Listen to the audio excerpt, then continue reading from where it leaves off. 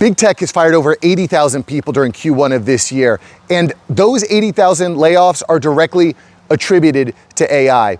The facts are in, guys. AI is becoming more and more impactful to the jobs that human beings like you and I do every day. And this massive trend of firing due to AI implementation has got a lot of people terrified, and I think for good reason.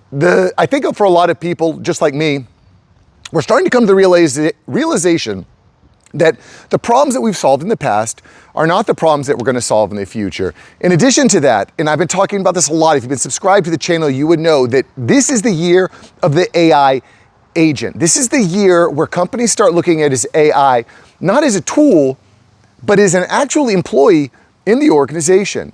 And the reality, guys, is that AI disruption is going to impact every person in every level of every organization. I just feel like because of that scope and the speed with which it's happening, a lot of people just don't want to hear it or don't want to see it. But on the flip side, guys, there is a growing theory. There's this theory that AI will replace all white-collar jobs, that there will be no work. You've probably heard Elon Musk talk about this. Elon Musk says that in the future, no humans are gonna have to do any work. The AI and the robots are gonna do all the work and we're gonna be perfectly happy. And as much love and respect that I have for Elon, I hate this idea. I think that as a human being, we need purpose, especially as men, right? We need purpose. We need to feel relevant. We need to have relevancy. We need to have that respect. And we need financial freedom. And this idea that, well, there's gonna be high basic income, or universal high income, I just don't buy it. It's never worked in history. I don't see it happening now. I mean, the reality, guys, is, every time a major technology like AI comes out, people are freaking out. And again, I think there is some reason, but the flip side is that, well, it's not all roses and daisies when it comes to the AI agent world. The reality is that AI causes a lot of chaos. And I just want to kind of show you a few stories today of where these AI agent implementations have created a lot of chaos. Because again, we're moving into a world where we need to be thinking and shifting and evolving and adapting to solve different types of problems. With new technology comes new types of problems. I mean, face it, how many influencers are there these days? How many OnlyFans models are there these days? How many social media marketing managers are there these days? Guys, these jobs didn't even exist 10 years ago, maybe 10 years ago, 20 years ago, these jobs didn't exist. Now, like you ask a kid what they want to be when they grow up, they want to be a YouTuber, like me. They want to be a fancy YouTuber making all these videos. By the way, a lot of people who I've seen this comment like, oh yeah, just become a YouTube influencer. First of all, AI is taking a lot of the YouTube jobs. But B, there's a lot of work. It's a lot of work to record these videos all the time. But in any event, the point I'm trying to make here is that the problems, there's this idea that there will be no more jobs. I don't think that's the case, because let's look at a few examples here of how AI is causing sometimes some pretty intense problems.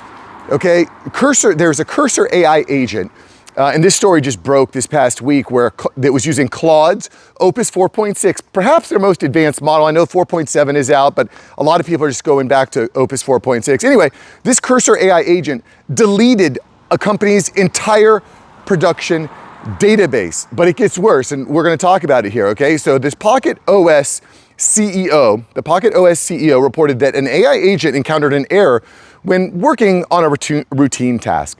Now, the agent decided that the best way to resolve the problem was to delete the entire production database, but not just stop there, let's delete the entire backup structure as well. It deleted everything. Why? Because it was having an error. So we'll just delete everything. But get this, the Pocket OS deployed the agent with specific rules to never run destructive or irreversible Git commands unless specifically asked to. And what's crazy is when prompted and asked, the agent actually admitted that it saw the commands, knew the commands, knew the restrictions, but it still decided to go forward with the deletion regardless. And I think this is a good example, guys, where we really don't know exactly what we're working with when it comes to AI. And would you answer me this?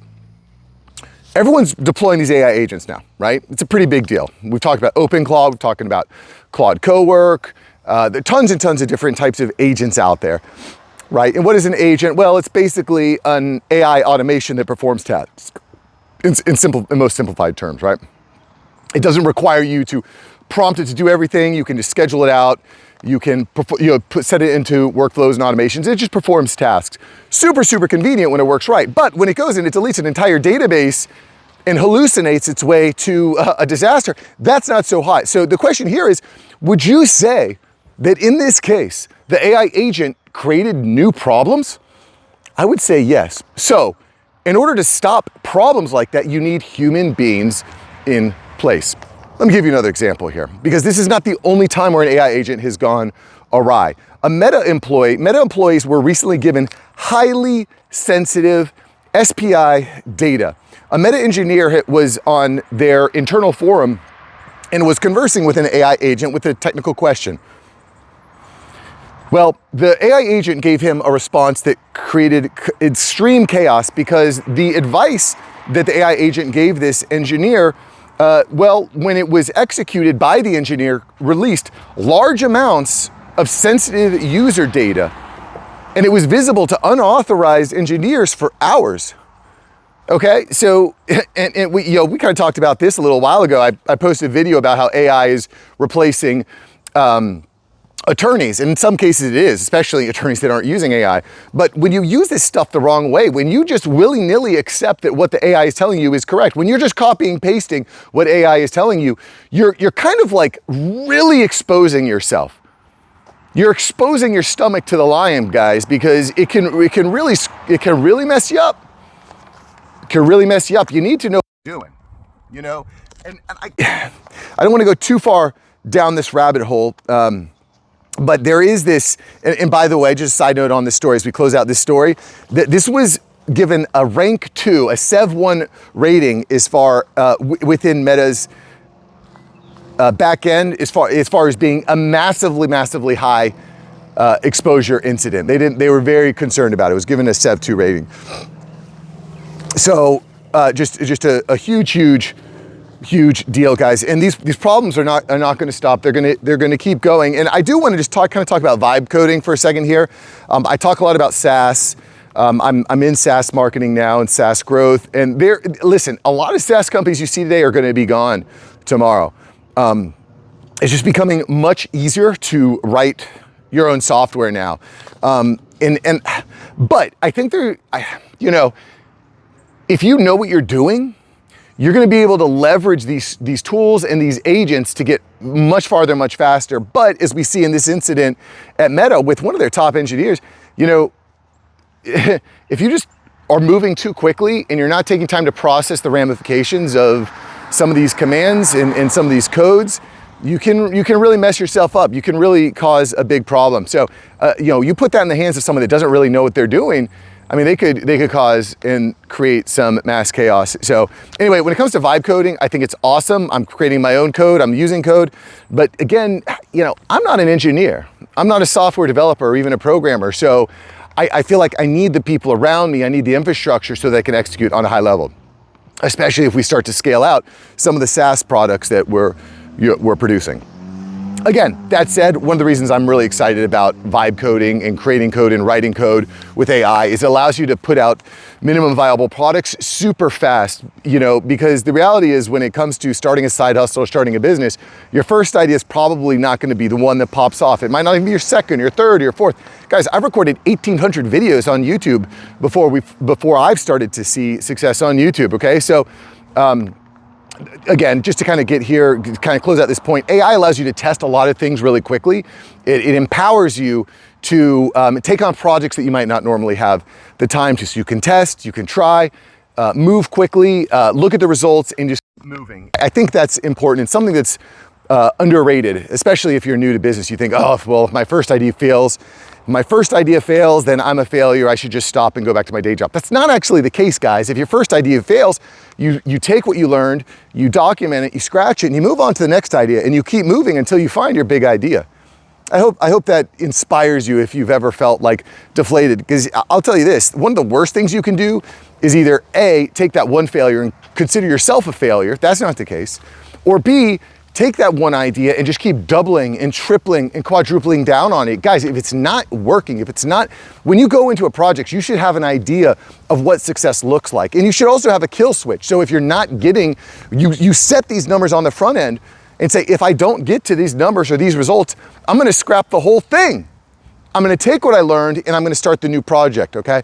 AI allows you to implement these things very quickly. All right, let me give you another example of AI agents going awry here, because I really want to flesh this out. I think this is important, okay? AI is not the end. It is not the end of your ability to remain relevant, respected, and financially free. It's not the end. It's a gateway to the future, but you got to be smart about it, guys. So it doesn't end with big tech, okay? There's a San Francisco boutique shop called the Andon Market, and essentially the entire back end is run by an AI agent called Luna, or named Luna. It handles job listings, interviews, hirings, orders, a bunch of these back-end types of issues that your average everyday retail shop should have. But it also makes a lot of big mistakes, guys. It's reportedly ordering loads and loads of items. I mean, there's reports that it's ordered over 1,000 toilet seat covers. And if you've ever run a retail organization, cash flow is a problem, keeping inventory is a problem, having an over inventory is a problem. I was watching the Blackberry movie yesterday, which if you haven't watched it, it's a pretty interesting flick on Netflix. And they had $1.6 million in routers that they couldn't sell. So again, I bring this to you as an example of, if you let these AI agents go unwatched, you could be in for a bad time. And I know there's gonna be a lot of organizations that do this. I was listening to Mark Cuban talk about this the other day. It's like, hey, there's this idea that, you're gonna have these one-man organizations that have hundreds or thousands of AI agents working for them. Dude, if you're the CEO of an organization, are you really gonna have time to be monitoring all these AI agents? No, you're not. You're gonna need to have people on staff that execute the AI agents, that train the AI agents, that monitor the AI agents, that iterate the AI agents. You're gonna need all of that. It's gonna be a whole new style of work. There's gonna be degrees and problems that are being solved over the next 10 years that they don't even exist yet. You gotta be fluid, you gotta be dynamic. Anyway, let's look at these AI agents here for a second, guys, because when you see stories like this, you might get scared. And you might say, AI is busted, it's broken, too risky, not gonna use it myself, nobody should be using it, it's the end of the world. While on the flip side, other people might try AI for the first time and think, this is insane, I just built out this whole website, I built out this whole database, I just built out this whole workflow, it's instantly. Guys, it is really, really, really cool. I mean, right now, as we speak, Claude is writing up sponsorship requests to the hundreds of sponsors who've reached out to me about sponsoring videos on the channel, which, by the way, the other day I saw a comment because I've signed a deal with Course Creators, who essentially helps you learn a new skill and get hired in that career. They do a lot of trade skill, AI training, a lot of really cool stuff. In any event, someone said, oh, you finally sold out, I can't watch your videos anymore, blah, blah, blah. And I'm like, well, I really screened this company. I think they're a good company to work with because I get hit up by a lot of them. And in fact, I had a call with a potential sponsor the other day and it looked pretty good from a financial perspective. But I was like, I don't know. I don't know that I would want to send my audience. I wouldn't want to send you to this company. So not a knock on them, but I said, I don't think it's a fit. In any event, I really respect that you watch the channels and I don't take that lightly. Anyway, Claude Agent is working at screening and sending responses while we speak. That is a job that would have probably taken me a couple hours previously. Now AI is doing it for me. But the flip side, with all that efficiency, there are downsides. I know I'm giving you a lot of back and forth here, but I sent over a business plan to a friend of mine, a project that I'm working on that I'll be talking about very soon. I sent him over a business plan. He goes, wow, business plans used to be 5 pages. This is 33 pages long. And mind you, I went through 7 versions. I'm on the version 7 of the business plan. And I've screened through it. I was going through it. It's just very comprehensive. And I think that's another issue that we're gonna need to be aware of moving through into this new world, is this information overload. I mean, I don't know about you, but I do not like it when someone just uses AI to generate a huge report, copy and paste the whole thing, and then sends it to me like they did it. It's like, dude, did you even bother to read over this? Or am I expected to read over it and proofread the work that your AI agent did? Anyway, just a quick aside. I don't know if anyone else out there is with me on that. Listen, let's close this down. Let's land the plane here, guys. AI is insane. It is going to change the world in a lot of different ways. It already is. Big tech recognizes it. Other companies recognize it. They are replacing humans with AI, and they're empowering humans with AI. We all should be doing that. But don't lose the hope that you can't compete. Don't lose the hope that you have no room in this new world, because the reality is that you do. You just got to be testing, using the tools, deploying the agents, figuring out where you fit in, figuring out where the problems that you're going to solve in this new world, because you are going to have a lot of value. I know it, you know it, stick with it. All right, guys, if you liked the video, like, subscribe, all that good stuff, and I'll catch you in tomorrow's video. Go out and make this week great, guys. You have greatness inside of you. I see it, and I hope you see it too. All right, see ya, peace.